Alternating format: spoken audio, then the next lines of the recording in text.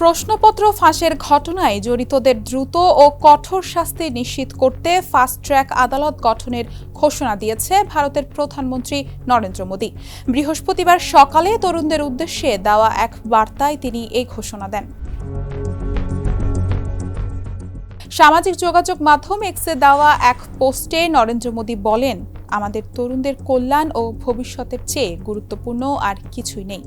দেশ জুড়ে যে কোনো কেনাকাটায় 10,000 টাকার বেশি অফার, তাই পেমেন্ট মানেই বিকাশ। প্রশ্নপত্র ফাঁসের ঘটনায় জড়িতদের দ্রুত বিচারের আওতায় আনতে ফাস্ট ট্র্যাক আদালত গঠনের সিদ্ধান্ত নেওয়া হয়েছে বলেও জানান তিনি। এ সময় প্রধানমন্ত্রী বলেন, এ বিষয়ে প্রয়োজনীয় সব পদক্ষেপ নিতে সংশ্লিষ্ট কর্তৃপক্ষ ও কর্মকর্তাদের নির্দেশ দেওয়া হয়েছে। যারা দেশের তরুণদের ভবিষ্যৎ নষ্ট করার চেষ্টা করবে তাদের কোনোভাবেই ছাড় দেওয়া হবে না।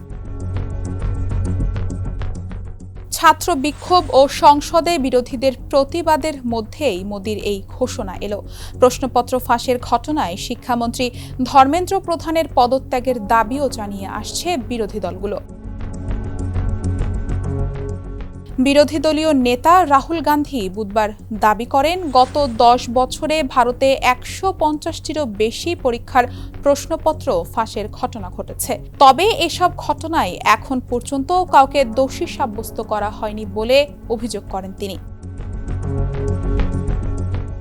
এর আগে মঙ্গলবার এনডির বৈঠকে প্রশ্নপত্র ফাঁসের ঘটনাকে ঘোর পাপ হিসেবে উল্লেখ করেন প্রধানমন্ত্রী মোদি। প্রশ্নপত্র ফাঁস এবং রাজধানীতে শিক্ষার্থীদের ওপর পুলিশের দমন নিপীড়নের বিষয়ে সংসদে প্রধানমন্ত্রীর বিবৃতিও দাবি করে আসছে বিরোধী দলগুলো।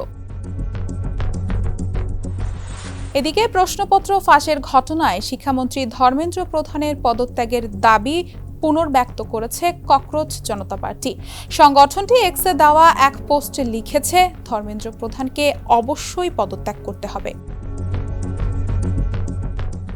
সরকার সংসদে এ বিষয়ে আলোচনায় সম্মত হলেও বিরোধী দলগুলো পদত্যাগের শর্ত জুড়ে দিয়ে আলোচনা প্রক্রিয়া আটকে দিচ্ছে বলে অভিযোগ করেছে।